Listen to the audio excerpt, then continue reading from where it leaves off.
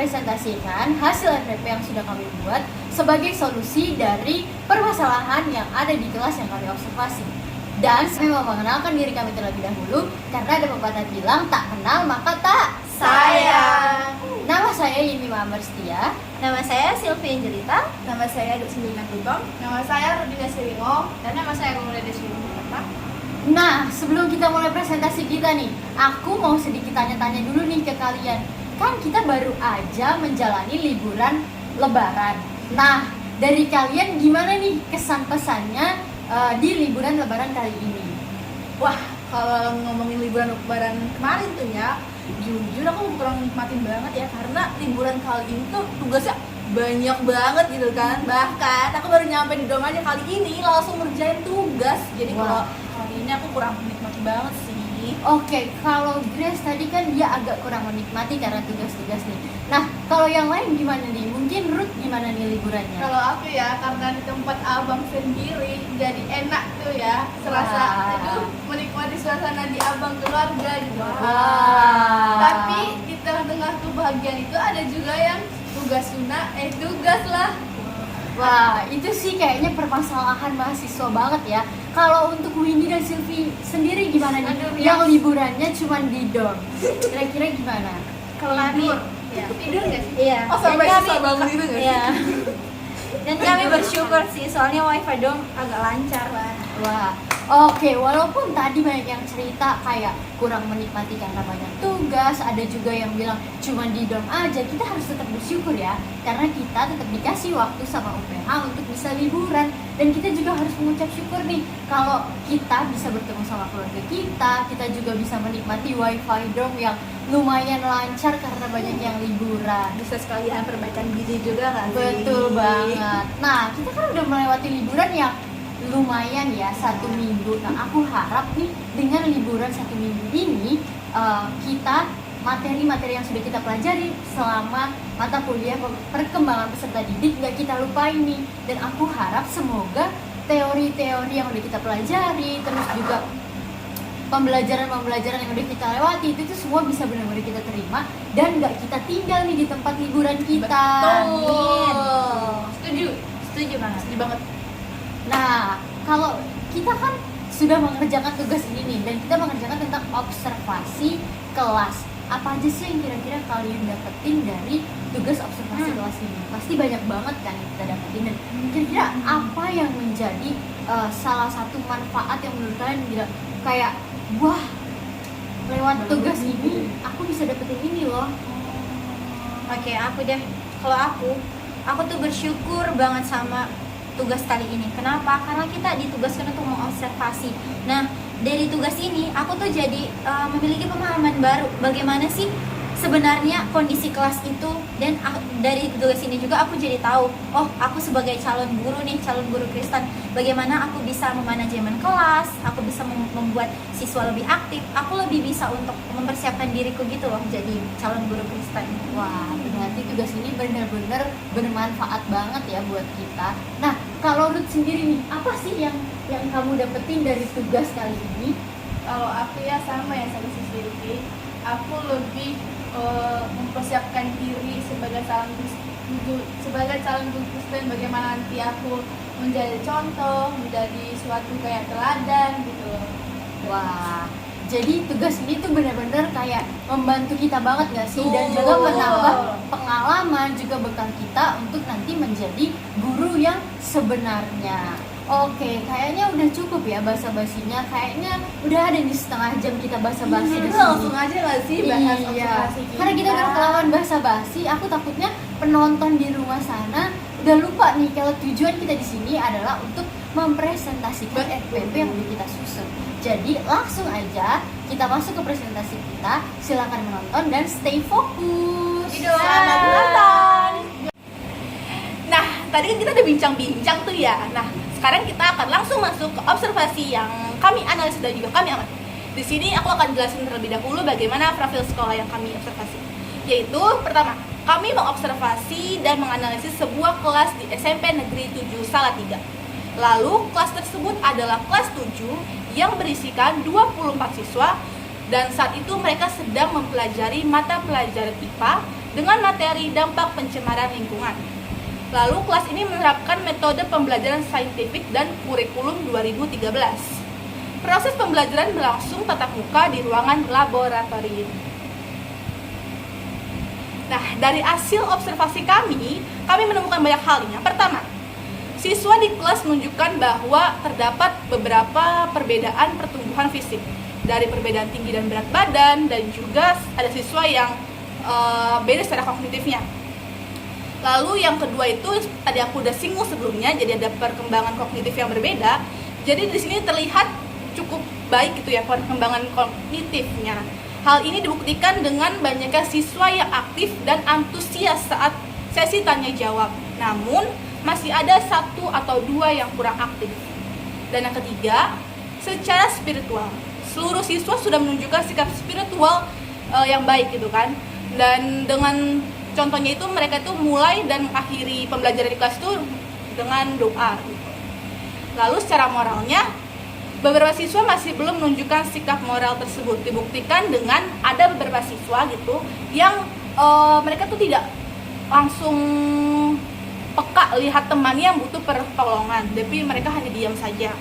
Lalu yang keempat itu secara aspek sosio-emosional.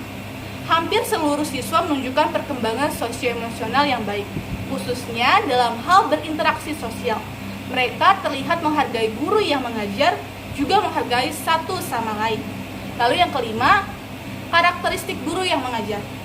Jadi dari hasil observasi kami melihat bahwa guru memiliki pengetahuan yang luas. Lalu yang kedua, metode pembelajaran untuk mencapai tujuan pembelajaran sudah sesuai. Walaupun guru belum bisa dikatakan 100% berhasil dalam mengimplementasikannya. Buktinya di sini 1, tidak membangkitkan motivasi belajar. Jadi guru hanya fokus memberikan materi saja kepada murid-muridnya. Lalu yang kedua, perhatian guru kepada siswa tidak merata. Jadi kami juga menemukan bahwa ada siswa yang diberikan tugas nih, dan guru itu hanya memberikan saja tapi tidak melakukan pendekatan secara intens lebih lagi kepada muridnya. Lalu yang ketiga itu tidak ada penilaian secara pribadi. Berdasarkan hasil analisis kami mendapatkan 3 permasalahan, yaitu dari karakteristik guru. Yang pertama, dari aspek sosial. Berdasarkan video yang kami observasi, guru tidak menunjukkan rasa inisiatif untuk berinteraksi secara intensif dengan siswa, yaitu guru tidak memberi diri untuk lebih akrab dengan siswa gitu. Yang kedua, dari aspek sosial juga, guru tidak memberikan motivasi dan semangat untuk siswa belajar. Jadi pada saat proses pembelajaran, guru hanya sekedar menjalankan metode pembelajaran tanpa memikirkan bagaimana siswa semangat untuk menjalani pembelajaran. Terus yang kedua, dari cara guru memanajemen kelas, kami melihat bahwa proses pembelajaran yang terjadi di dalam kelas ini tidak berjalan dengan efektif dan efisien. Hal ini dibuktikan dengan tidak adanya rules dan prosedur yang diterapkan oleh guru pada saat proses pembelajaran, sehingga hal ini mengakibatkan tujuan pembelajaran tidak tercapai dengan maksimal. Yang ketiga, respon guru terhadap siswa. Kenapa kami mengatakan seperti ini? Karena kami melihat bahwa proses pembelajaran di dalam kelas, guru kurang baik dalam menyikapi kemampuan kognitif siswa. Hal ini kami melihat bahwa pada saat ada siswa yang kurang baik, kurang mengerti dalam menggunakan termometer, guru malah memarahi, bukan menuntut siswa dengan baik dalam dia memahami bagaimana menggunakan termometer itu. Yang kedua, guru cenderung hanya fokus pada siswa-siswa yang aktif saja. Pada saat proses pembelajaran, ada sesi tanya jawab, dan ini kami melihat bahwa guru hanya memerhatikan siswa-siswa yang tergolong aktif di dalam kelas dan tidak melihat bagaimana siswa-siswa lainnya yang tidak aktif. Terus yang ketiga, kami melihat bahwa guru beberapa kali tidak menjawab pertanyaan siswa dengan baik. Oke, berdasarkan permasalahan yang telah kami jabarkan tadi, kami memberikan solusi permasalahan, memberikan 2 solusi permasalahan, yaitu RPP dan rules dan prosedur. Oke, pertama saya akan menjelaskan kenapa kami menyarankan RPP, karena kita ketahui bersama bahwa proses pembelajaran di kelas itu harus teratur dan terstruktur agar pembelajaran yang pembelajaran dapat berlangsung dengan efektif dan siswa mendapatkan pembelajaran yang bermakna. Jadi solusi yang pertama adalah RPP, di mana RPP yang kami buat adalah kami menekankan hal-hal yang belum diterapkan oleh guru pada saat proses pembelajaran di video ini. Oke, jadi di dalam RPP tersebut ada wawasan Kristen Alkitabiah dan tahapan-tahapan metode pembelajaran saintifik, kegiatan mandiri, juga yang paling penting adalah motivasi untuk siswa. Nah, yang ketiga, RPP ini bertujuan agar guru memberikan perhatian kepada siswa agar tidak terjadi hal-hal yang tidak diinginkan seperti banyak siswa yang kurang aktif di dalam kelas. Terus yang kedua, yang selanjutnya, agar guru dapat meningkatkan interaksi dengan siswa. Dengan adanya RPP, jadi kegiatan pembelajaran dapat berlangsung dengan terstruktur dan guru dapat berinteraksi sosial dengan baik dengan siswa. Yang selanjutnya adalah kami melampirkan rubrik penilaian sehingga dapat membantu guru untuk lebih baik dalam penilaian dan mengukur kemampuan kognitif dan psikomotorik dari siswa. Oke, sesuai seperti apa yang sudah dipaparkan oleh teman sekelompok saya tadi, bahwa beberapa solusi yang kami tawarkan untuk menyelesaikan permasalahan yang kami dapat di kelas yang kami observasi, yaitu adalah melalui RPP. Nah, melalui RPP yang kami buat, di dalamnya terdapat aspek-aspek yang belum diterapkan selama di kelas. Jadi, pertama yang kami terapkan itu adalah konsep makro dan mikro. Jadi, konsep makro dan mikro ini, untuk konsep makro sendiri artinya adalah satu konsep yang lebih besar, sedangkan konsep mikro adalah satu konsep yang lebih kecil. Jadi konsep mikro ini bisa disebut juga sebagai subtema. Nah, untuk konsep makro itu kami memilih ekosistem. Kenapa kami memilih ekosistem? Yang pertama, karena di bagian review materi di video pembelajaran yang kami tonton, gurunya itu menyebutkan bahwa materi sebelumnya adalah tentang ketergantungan antar makhluk hidup pada suatu ekosistem. Dan di akhir pembelajaran, gurunya juga sedikit membahas tentang materi apa yang akan dipelajari di minggu depan. Dan dia menyebutkan bahwa materi untuk minggu depannya adalah tentang pemanasan global. Jadi kami menyimpulkan bahwa konsep besarnya atau konsep makro yang diterapkan di dalam kelas tersebut untuk mata pelajaran IPA adalah ekosistem.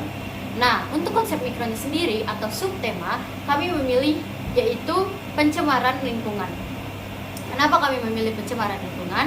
Karena pada hari itu di kelas yang kami observasi, mereka sedang mempelajari tentang dampak pencemaran lingkungan. Dan di kelas tersebut ketika pembelajaran berlangsung, di situ membahas tentang apa saja yang termasuk ke dalam pencemaran lingkungan, lalu apa dampaknya untuk lingkungan, dan biasanya siapa yang melakukan pencemaran lingkungan tersebut dan dari mana asalnya pencemaran lingkungan tersebut. Jadi kami simpulkan bahwa konsep mikronya adalah pencemaran lingkungan. Oke, aspek selanjutnya yang tidak diterapkan di dalam kelas adalah wawasan Kristen Alkitabiah. Nah, untuk ini sendiri mungkin ini karena kelas yang kami tonton merupakan bagian dari sekolah negeri yang notabene-nya kita tahu bahwa isinya tidak hanya orang Kristen saja, melainkan dari berbagai agama. Namun kami memasukkan WKA atau wawasan Kristen Alkitabiah agar setiap pembelajaran yang dilakukan itu semua boleh terfokus hanya untuk memuliakan nama Allah. Jadi untuk WKA-nya sendiri yang kami pilih adalah Striving for Shalom. Kenapa kami memilih Striving for Shalom? Karena kelas yang kami observasi itu balik lagi membahas tentang lingkungan dan juga ekosistem. Jadi dan secara lebih spesifik membahas mengenai perilaku merusak dan mencemari lingkungan. Sedangkan Striving for Shalom itu meliputi perilaku manusia yang merusak alam akibat kejatuhan manusia ke dalam dosa. Tetapi karena karya keselamatan Kristus, manusia telah ditebus dan seharusnya bisa menjaga serta memelihara lingkungan sebagai bentuk sikap orang yang telah ditebus. Jadi melalui materi yang diajarkan dan melalui WKA yang sudah kami susun ini, kami berharap bahwa dengan siswa mempelajari tentang apa saja dampak pencemaran lingkungan, siswa bisa tahu nih bahwa mereka sebagai orang-orang yang ditebus oleh Tuhan Yesus Kristus di kayu salib, mereka seharusnya tidak melakukan pencemaran lingkungan karena dia sudah tahu apa saja dampak-dampak dari pencemaran lingkungan. Dan melalui WKA ini juga diharapkan bahwa siswa bisa menjaga lingkungan dan juga siswa bisa merawat lingkungan sebagai bentuk dari mengucap syukur atas penebusan yang telah dilakukan oleh Yesus Kristus. Nah, selanjutnya penilaian sumatif, di mana penilaian sumatif ini dilakukan setelah proses pembelajaran selesai. Nah, kami menekankan pada penilaian sumatif ini agar siswa menuliskan refleksi mengenai pemahaman yang didapat tentang dampak pencemaran lingkungan selama proses pembelajaran dan komitmen yang akan diambil sebagai bentuk pertanggungjawaban siswa. Nah, fungsi dari penilaian sumatif ini berfungsi untuk mendapatkan pembelajaran bermakna bagi siswa dan diharapkan untuk memahami dan menerapkan wawasan Alkitabiah yaitu shaping of for Shalom, dan siswa dapat memaknai menerapkan membawa shaping for Shalom untuk lingkungan. Oke, selanjutnya tujuan pembelajaran. Di mana dalam tujuan pembelajaran ini terdapat aspek-aspek yang belum diterapkan di dalam kelas. Di mana tujuan pembelajarannya yaitu tujuan pembelajaran kognitif dengan penilaian mandiri. Hal ini karena pada video pembelajaran semua penilaian yang dilakukan oleh guru adalah kelompok, dan pada saat ini penilaian secara mandiri agar guru lebih mudah untuk menilai siswa secara individu. Nah, untuk pertanyaan esensial ini dibuat agar siswa dapat memahami tujuan pembelajaran, dan pemahaman esensial ini mengcover tujuan pembelajaran. Nah, selanjutnya adalah pemahaman sepanjang hayat.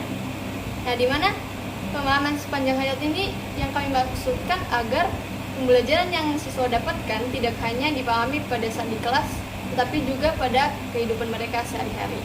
Nah, Oke, selanjutnya kami juga menekankan prosedur untuk membuka kelas. Yang pertama itu adalah memberikan motivasi. Hal ini sangat penting untuk membangkitkan semangat siswa untuk belajar di dalam proses pembelajaran.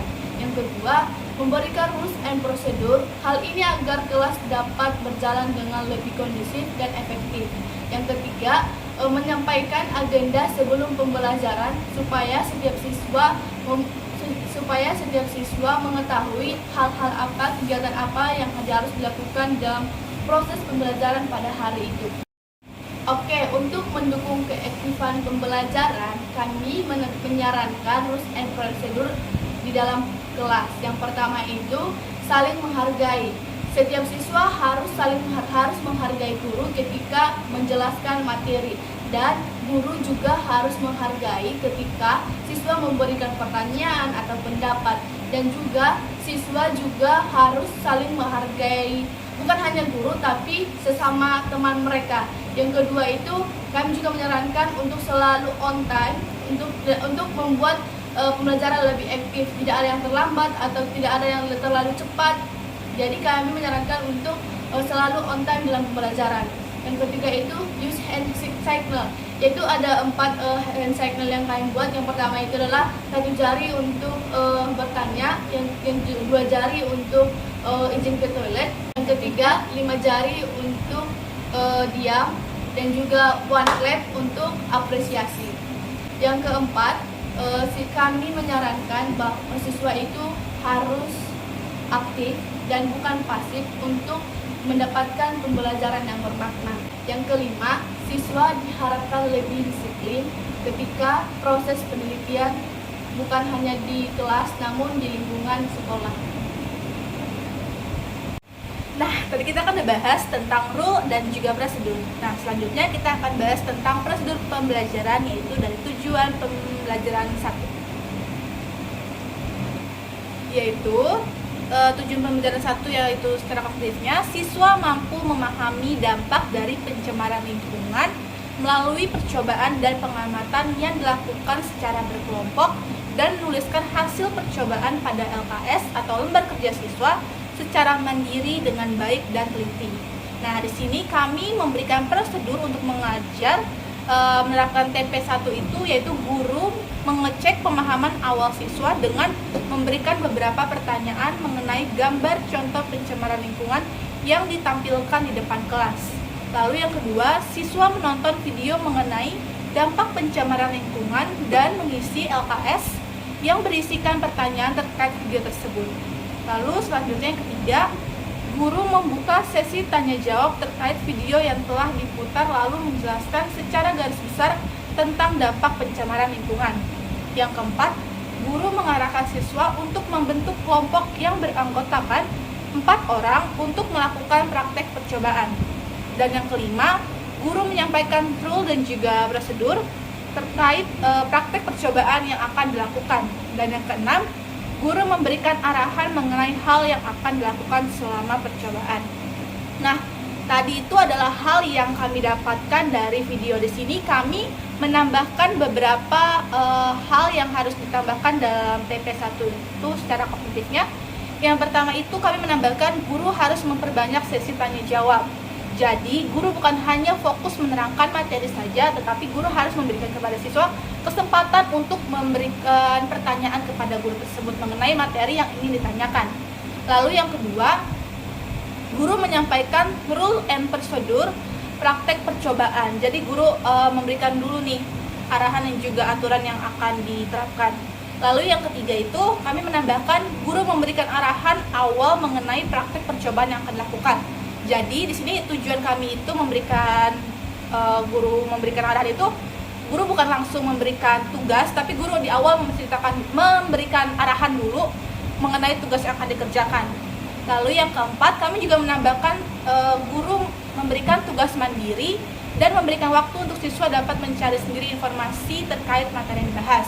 Jadi di sini guru memberikan kebebasan kepada siswa bukan hanya belajar dari dalam kelas, tetapi siswa bisa belajar di luar kelas, entah itu dari perpustakaan ataupun dari sumber-sumber lainnya.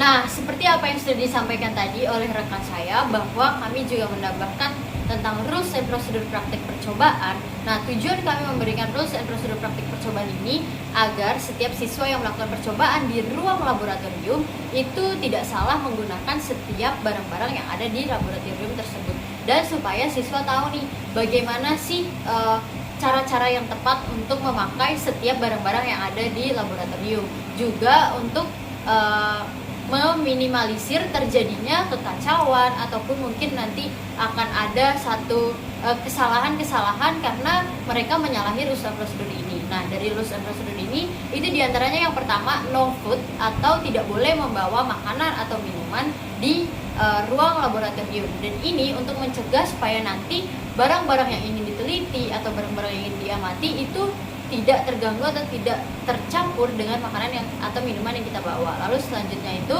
dress appropriately. Jadi dari sini itu kita ditekankan untuk memakai bukan Peralatan, apa atribut. Nah, lalu yang kedua itu dress appropriately. Jadi dari sini kita ditekankan untuk memakai atribut-atribut perlengkapan yang harus dipakai untuk praktek. Di antaranya itu adalah sarung tangan. Karena saat kita melakukan percobaan, kita kan nanti akan memegang ikan, lalu kita akan memegang termometer dan segala macam. Kalau kita memegangnya dengan tangan kosong, tidak bisa dihindari bahwa kemungkinan kita akan terkena bakteri atau kotoran-kotoran. Nah, ini juga menjaga kehigienisan.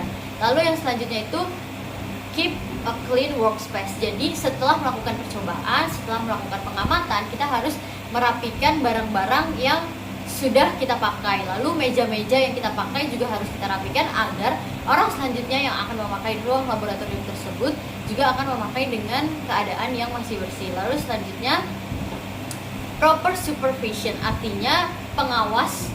Kita harus memiliki pengawas saat kita melakukan pengamatan atau penelitian. Jadi ketika terjadi sesuatu, kita memiliki pengawas yang memang sudah berpengalaman dalam bidangnya, sehingga ketika ada masalah dia bisa membantu kita untuk menyelesaikan masalah tersebut. Lalu yang terakhir adalah clean up. Jadi setelah semuanya selesai, kita harus merapikan semua barang-barang yang sudah kita pakai. Oke, selanjutnya kami juga menekankan prosedur menutup pembelajaran. Terdapat beberapa hal yang kami tambahkan, diantaranya 1. Guru mendorong siswa untuk menyimpulkan pembelajaran setelah menyelesaikan pembelajaran tersebut. Yang kedua, guru meminta siswa untuk memimpin doa penutup. Hal ini agar siswa lebih aktif dalam memimpin doa. Yang ketiga, guru memberikan tugas asinkronus sebagai bentuk tugas lanjutan agar pemahaman setiap siswa bukan hanya didapatkan dalam satu hari itu, namun juga berlaku di kemudian hari atau di pertemuan selanjutnya.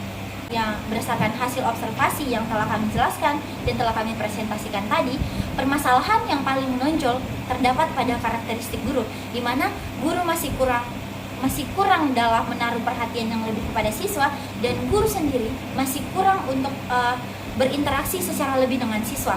Dan hal ini membuat guru kurang untuk memotivasi siswa dalam mereka semangat di dalam proses pembelajaran. Guru juga lebih sering menggunakan penilaian secara berkelompok. Nah, hal ini dapat menyulitkan guru di dalam menilai kemampuan individu setiap siswa. Oleh karena itu, diharapkan melalui RPP yang telah kami buat, yang telah kami sarankan ini, guru dapat menjalankan kelas lebih efektif dan efisien sehingga keaktifan siswa lebih merata dan pemahaman yang didapatkan oleh semua siswa lebih merata juga. Sekian presentasi kami mengenai RPP yang sudah kami susun sebagai solusi dari permasalahan kelas yang kami observasi. Kami harap apa yang kami presentasikan bisa berguna dan bisa menjadi wawasan baru untuk kita semua. Sampai jumpa di presentasi selanjutnya. God bless you.